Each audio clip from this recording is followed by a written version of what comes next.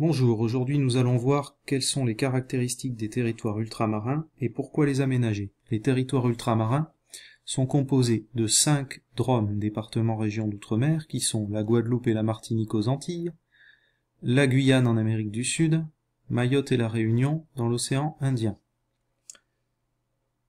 Il y a également les COM, collectivités d'outre-mer, qui sont Wallis et Futuna, la Nouvelle-Calédonie, Saint-Pierre-et-Miquelon, les terres australes et antarctiques françaises, la Polynésie.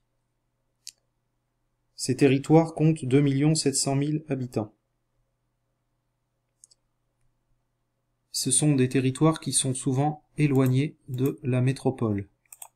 En effet, les Antilles se trouvent à près de 7000 km de la métropole, soit 8h30 d'avion.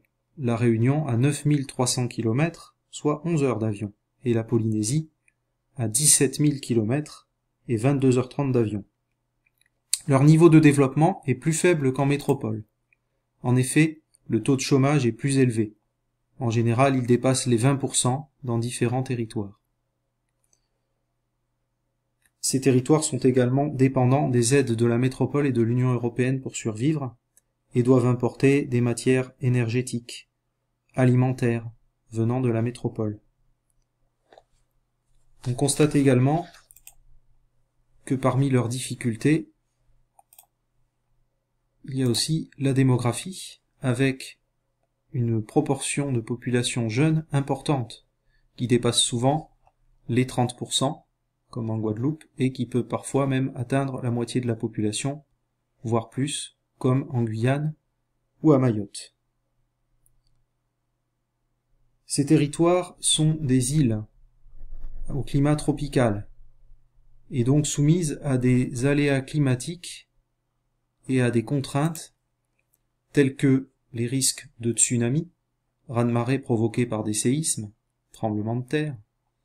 Les éruptions volcaniques sont également nombreuses car beaucoup de ces îles sont volcaniques, et il y a également des risques de tsunami, donc de raz-de-marée et des cyclones, accompagnés de pluies violentes.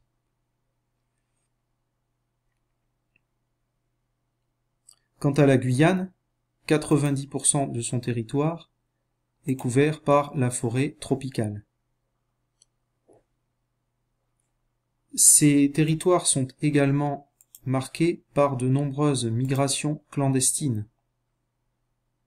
Car en effet, comme ces territoires sont plus riches que les pays voisins, ils attirent des populations telles que les Comoriens, les Africains ou Malgaches, dans l'île de Mayotte, dans l'océan Indien, ou aussi des clandestins qui peuvent venir du Brésil et du Suriname en Guyane.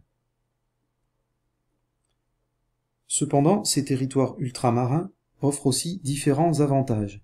En effet, comme il s'agit d'îles tropicales, ils ont un climat qui est très agréable, 18 degrés toute l'année, et donc des hôtels vont être construits pour attirer les touristes qui sont nombreux à s'y rendre chaque année, touristes venant essentiellement de France ou d'Europe.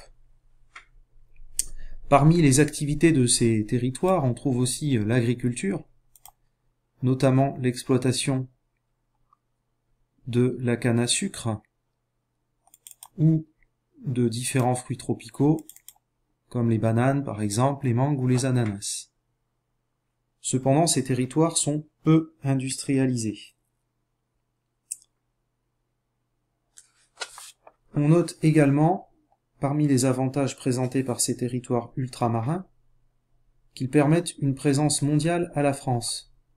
En effet, comme ils sont présents sur tous les océans du monde, par exemple la Guadeloupe et la Martinique dans les Antilles, dans l'océan Atlantique, la Guyane sur le continent sud-américain, Saint-Pierre-et-Miquelon au large du Canada et donc de l'Amérique du Nord, mais aussi les îles de Mayotte et de la Réunion dans l'océan Indien, la Nouvelle-Calédonie, Wallis et Futuna et la Polynésie dans l'océan Pacifique, les terres australes et antarctiques françaises près de l'océan Antarctique.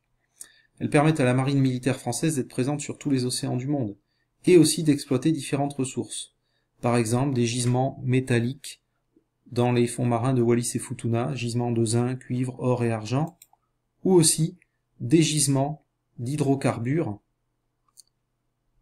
et donc de pétrole et de gaz, gisements offshore, sous-marins, comme au large de la Guyane, avec par exemple cette plateforme pétrolière.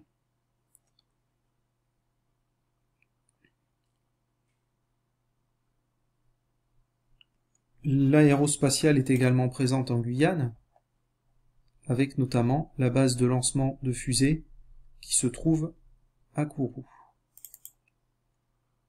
Donc les fusées Ariane, fusées européennes, sont lancées depuis Kourou. Ces territoires d'outre-mer sont inégalement mis en valeur. Comme ce sont d'anciennes colonies, ils sont sous-industrialisés. Et l'espace utile se limite souvent à la capitale, qui se trouve dans la côte sous le vent, c'est-à-dire à l'abri du vent. C'est la zone la plus urbanisée, qui accueille le plus de population, c'est là que se concentre le principal port, le principal aéroport. Il faut donc des aménagements pour tenter d'améliorer la connexion entre ces territoires et les pays voisins, leur environnement régional. C'est pour cela que, par exemple, un pont a été construit en Guyane, sur le fleuve Oyapock, pour relier la Guyane au pays voisin, le Brésil. À La Réunion, par exemple, une nouvelle route du littoral doit être construite, elle devrait entrer en service en 2020, permettre de créer des emplois, dans une île où le taux de chômage est supérieur à 25%, mais aussi de faciliter les échanges et les déplacements dans l'île, qui sont difficiles. Autre exemple, en Nouvelle-Calédonie, avec ici le Medipôle de Koutios, qui accueille des laboratoires, un centre hospitalier et va permettre d'améliorer les soins donnés à la population. Autre exemple également en Nouvelle-Calédonie, le port de Nouméa, qui a été modernisé et aménagé en zone industrielle-portuaire moderne, avec des quais à conteneurs permettant d'accueillir les marchandises, et aussi des quais pour accueillir les paquebots de croisière. Il y a également des installations prévues pour les hydrocarbures.